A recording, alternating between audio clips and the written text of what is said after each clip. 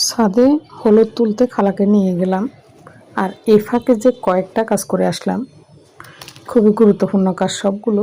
সবজি নিয়ে আসলাম, বেগুন তুলে আনলাম, আরও পুঁই শাক আনলাম, জবা ফুল আনলাম চুলের ফ্যাক বানাবো বলে।